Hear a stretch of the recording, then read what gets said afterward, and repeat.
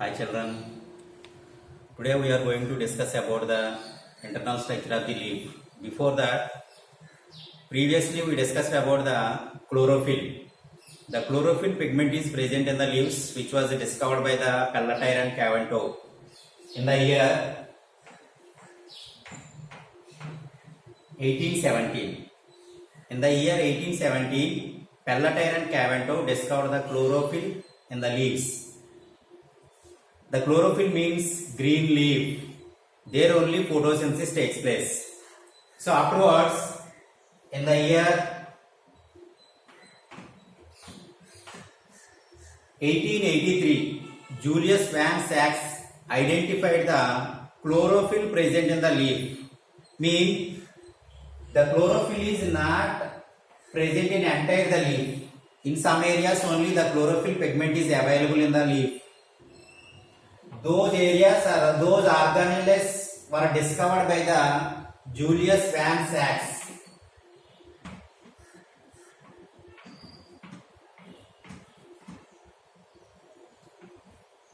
These are known as chloroplasts.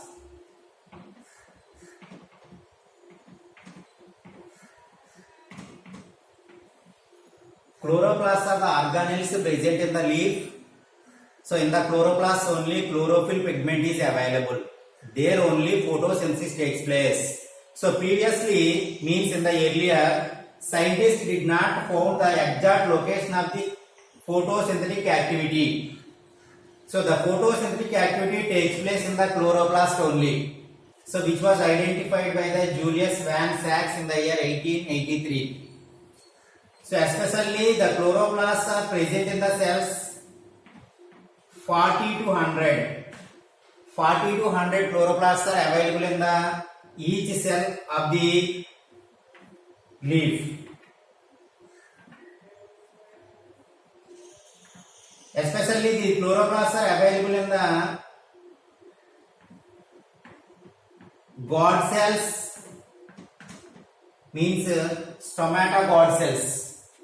The second one ground tissues. Understood? So in the God cells and the ground tissues, the chloroplasts, more chloroplasts are available. So when we observe the internal structure of the leaf, the transverse section of the leaf, otherwise the transverse section of the leaf. So these are the pods appear. Okay. So transverse section means vertically when we cut the leaf or when we take a section of the leaf structure appear like this when we observe under microscope. Okay, clear? So there are two epidermis. So one is upper epidermis. This is upper epidermis. The second one is lower epidermis. The internal structure of the leaf has two epidermal layers. The first one is the upper epidermis. The second one is lower epidermis. So the upper epidermis and the lower epidermis is covered by the one layer that is known as the cuticle. So when we see the upper epidermis and lower epidermis, there is a layer. This is known as the cuticle. Here also in the lower epidermis, there is a cuticle. So when we observe the cells in the upper epidermis, so there are no intercellular spaces. The cells are arranged in order and there is no intercellular space. So when we observe the lower epidermis, in the lower epidermis, the cells are also arranged in order. So in between the cells, there is a small tiny holes. These tiny holes are known as the stomata. So the stomata is guarded by the two kidney-shaped cells. These are the kidney-shaped cells, are known as God cells. The God cell structure will be in the kidney shape. So these God cells operate the stomata. The stomata is essential for the gaseous exchanges. So there is a gaseous exchanges takes place through the stomata. So means in the process of the photosynthesis, what happened? Oxygen is liberated as well as the water is also liberated. So the excess amount of the water and the excess amount of the oxygen is expelled out through the stomata. So The stomata main function is gaseous exchanges takes place. There is a gaseous exchanges takes place through the stomata. So just below the upper epidermis, when we observe the cells will be like a pillar shape. Pillars. So that is why which is known as the palisade parenchyma. Palisade means pillar. The palisade parenchyma is nothing but there is a tissue just below the upper epidermis like a pillar shape. So in which also so many chloroplasts are available. So afterwards when we observe the just above the lower epidermis, so there are a sponge parenchyma. There is a sponge parenchyma. So the cells are having intercellular spaces. There are so many gaps. In these gaps, air is filled. So in the process of the photosynthesis, air is liberated or oxygen is liberated. That oxygen is stored in these gaps. Okay, clear? The sponge parenchyma also has chloroplast in their cells. So in the god cells also, so many chloroplasts are available. So in the ground tissue also, chloroplasts are available. So there only more photosynthesis takes place. Okay, clear? So afterwards in the middle of the leaf. So when we observe the external structure of the leaf. So this is the external leaf. When we observe the leaf has so many parts. So this is known as a petiole. So the petiole is connected with a midrib. So there is a prominent vein in the middle of the leaf is known as a midrib. The midrib has so many branches are known as veins. These are nothing but veins. So veins also has some sub branches are known as veinlets. So these are nothing but veinlets. Okay, clear? So this is the leaf blade, this is the petiole and the leaf base. Where the petiole is connected with the stem or branch is known as leaf base. Okay? So in the midrib, so there are vascular bundles. This is the middle part of the leaf. Okay, clear? So in the middle part of the leaf there is a vascular bundle. The vascular bundle has two type of tissues. One is the xylem, the second one is phloem. So the phloem and xylem which are useful for transportation of the materials. So the xylem is essential for the transporting the water towards the plant pots. So when the root absorbs the water is transported to various spots in the plant through the xylem tissue. Okay, clear? Next one, phloem tissue. So in the leaf, food materials are synthesized in the process of the photosynthesis. So in the process of the photosynthesis, whenever food materials are synthesized, these food materials can be transported to various parts of the plant. So these food materials can be transported through the phloem tissue. So the food materials can be transported by the phloem tissue. The water can be transported by the xylem tissue.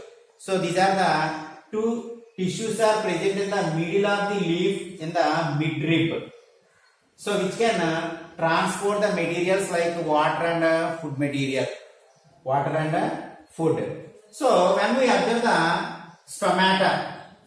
stomata is covered by two kidney shaped cells already. So we discussed about that one. Two kidney shaped cells are there.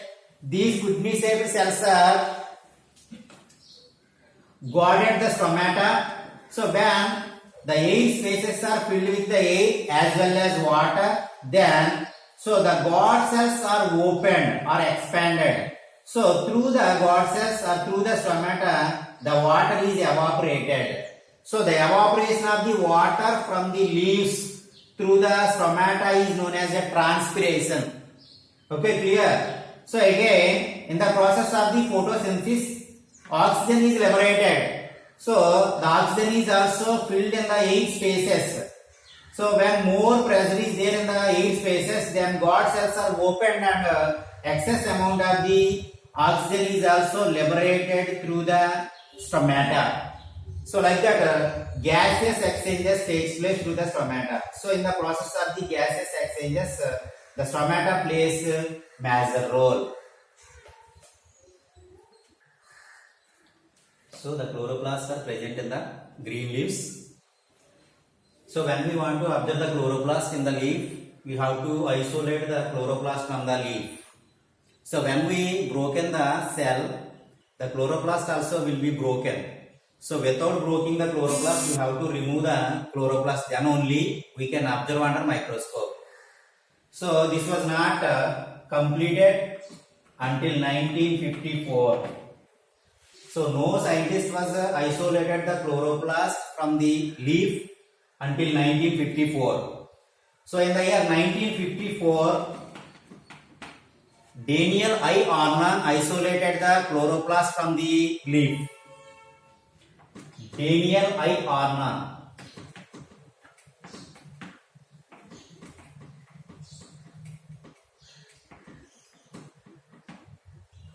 So he was the scientist, isolated the chloroplast from the leaf and he was observed under microscope. So it is very difficult task. So previously we discussed about so many organelles are present in the leaf or so many organelles are present in the cells. Each and every organelle play a major role in specific functions. Here also the chloroplast play the major role in photosynthetic activity. So let us see the picture of the chloroplast. So when we observe the chloroplast under microscope, the structure appear like this. The chloroplast has three membranes. These are the membranes. The chloroplast appear in a disc shape or oval shape.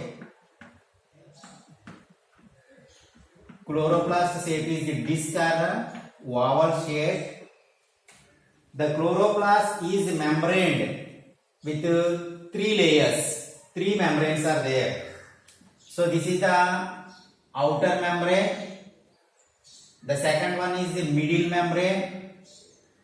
Third membrane is also there. The third membrane is converted into grana. The third membrane formed the grana in the chloroplast. Okay, clear? There are three membranes in the chloroplast. Next one. So these are the stalk-like structures present in the chloroplasts are known as thylakoids. Stalks means so the granum is arranged in order. So this is known as a thylakoid.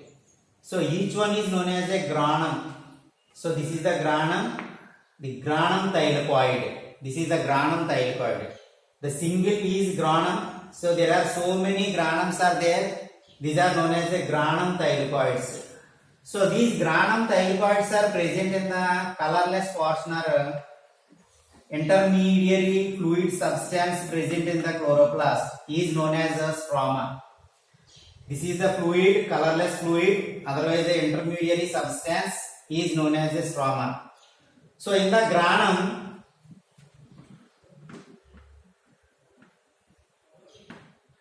light reactions takes place.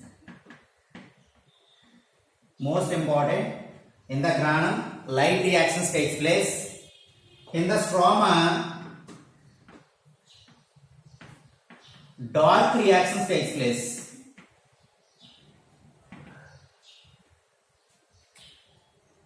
So in the granum thylakoids or in the granum, there is a chlorophyll pigments and other accessory pigments are there. So this is the granum, otherwise a granum thylakoid. So in between granum thylakoids, there are chlorophyll and other accessory pigments are there. There only photosynthetic activity takes place. That is why which is known as a reaction center. Understood? So photosynthetic activity takes place in the granum thylakoids. Especially light reactions takes place in the granum thylakoid membranes. So here chlorophyll and other accessory pigments are there. This chlorophyll is of two types. One is chlorophyll A. The second one is chlorophyll B. chlorophyll B. Chlorophyll A is in blue green in color.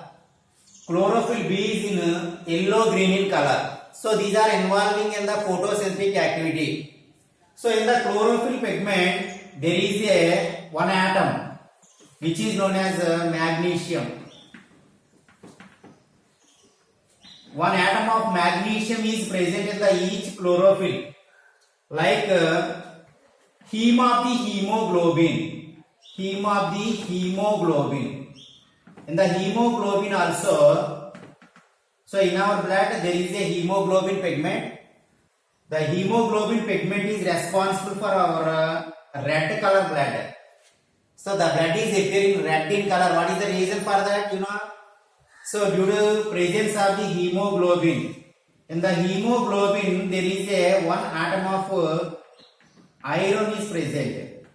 So which is similar to magnesium. So in the leaf also, in the chlorophyll also, magnesium atom is there. So in this two type of reactions takes place. One is light reaction and second one is dark reactions.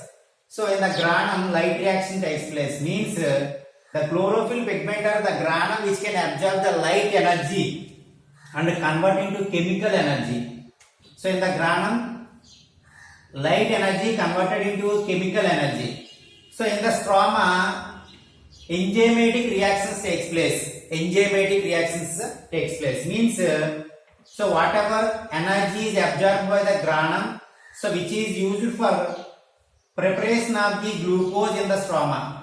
So means in the stroma, enzymatic reactions take place. So due to the enzymatic reactions, the glucose is formed.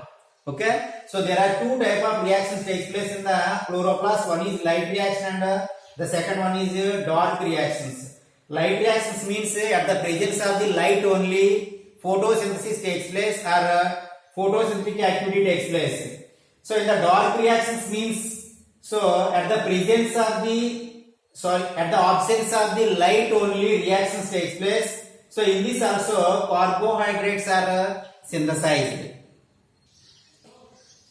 Photosynthesis takes place in the chloroplast. So in these three steps are there. The first one is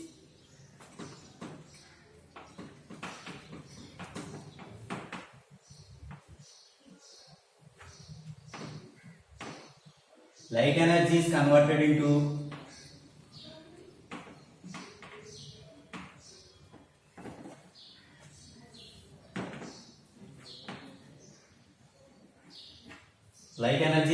into chemical energy. The second one, splitting of water molecule.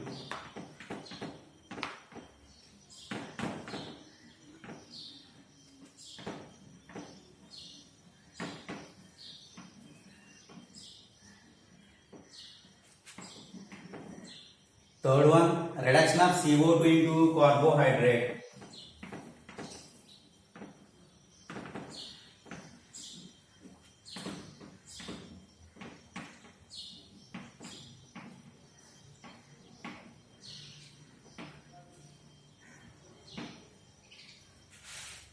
Okay, in the process of the photosynthesis, there are three steps. One is light energy is converted into chemical energy. The second one, splitting of water molecule. The third one, reduction of CO2 into carbohydrate. So in the process of the photosynthesis, there are two stages. One is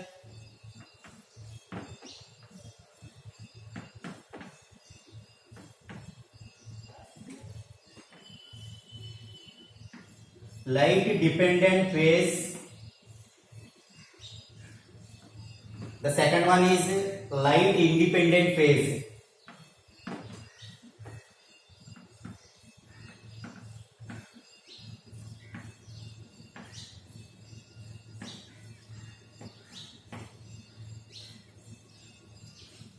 The first one, light dependent phase. The second one, light independent phase.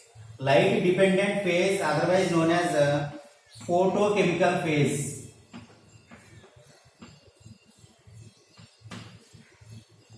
Photochemical phase. So why it is known as photochemical phase? Means at the presence of the light only the reactions takes place in the process of the photosynthesis. So that is why which is known as a light dependent phase. The second one, light independent phase, which is known as biosynthetic phase. Biosynthetic phase. So light independent phase is nothing but, so without light the reaction takes place and prepare the food material. So this is known as a biosynthetic phase. Biosynthetic phase in the sense the glucose is formed in this phase only. That is why known as a biosynthetic phase. So again, the light dependent phase has 3 steps.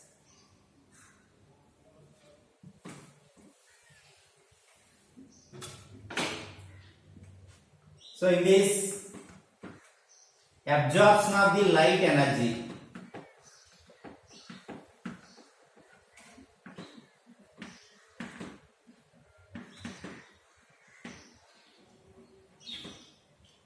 So previously we discussed about the structure of the chloroplast. In the chloroplast there are so many parts. One is granum thylakoid, the second one is granum, third one is the stroma.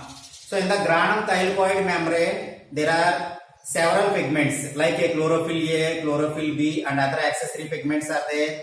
So these accessory pigments are involving in the photosynthesis process. So what is the main role of the chlorophyll here? So the chlorophyll which can absorb the light energy and stored in the granum thylakoid and converted into chemical energy. So this energy will be in the form of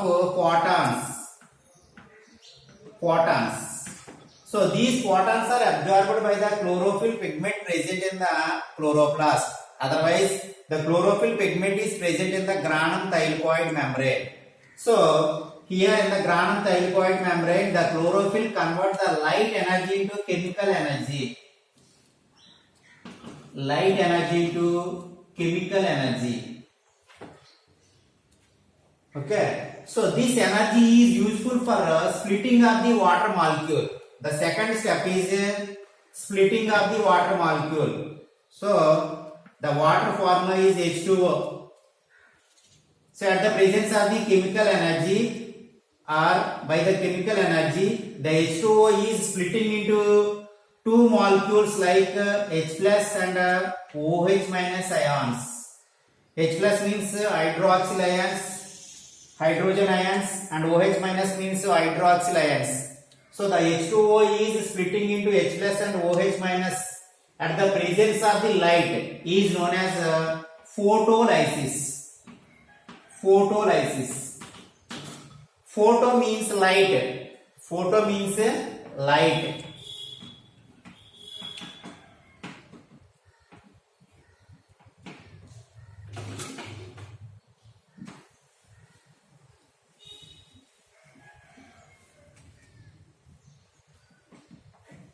Lysis means breakdown. Photolysis means at the presence of the sunlight, the water molecule splitting into two molecules like H plus and OH minus. This is known as photolysis, which was identified by the Robert Hill. Robert Hill. That is why, which is known as Hill's reaction. The photolysis known as Hill's reaction because which was found by the Robert Hill. So H plus and OH minus ions.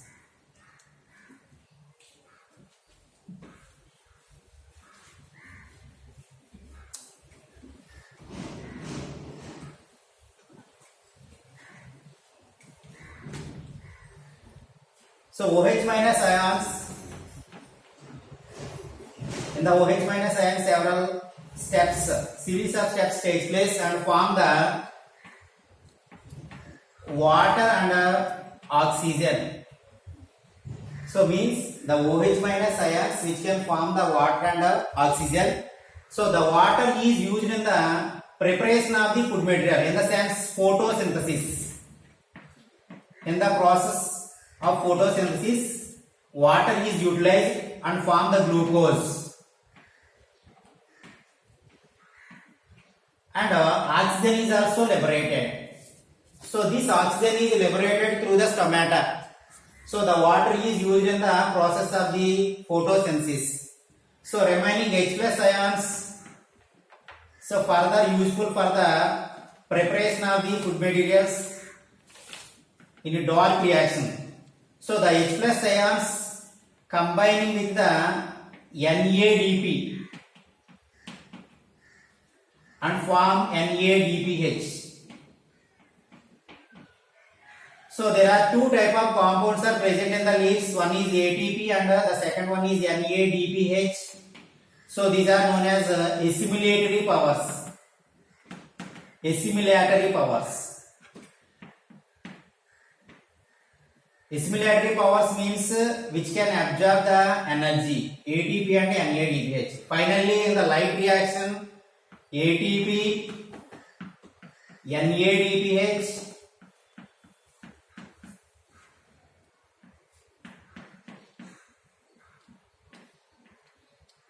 and oxygen is formed. So these two are assimilatory powers. So next one, this is the light reaction. Next one, dark reaction. Dark reaction otherwise known as light independent reaction or biosynthetic phase.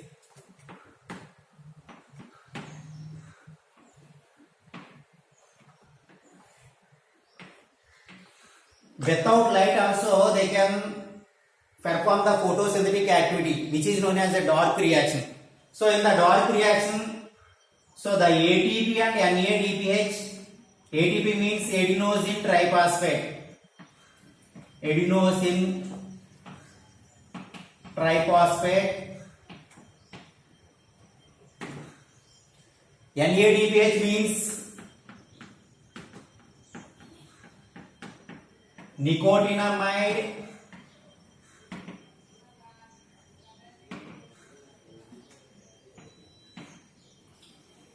adenine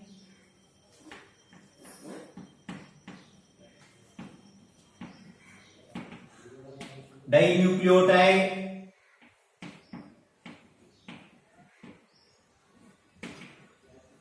hydrogenase phosphate.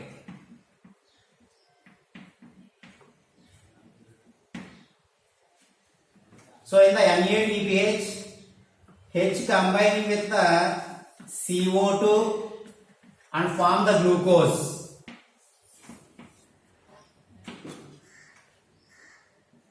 So in the dark reaction takes place in the stroma of the chloroplast. So in this, the ATP and NADPH are assimilatory powers. So these are very helpful for the combining of the hydrogen to carbon dioxide and form the glucose. Finally, glucose is formed, C6H12O6. In this process, water and oxygen is also liberated. So the dark reaction final product or end product is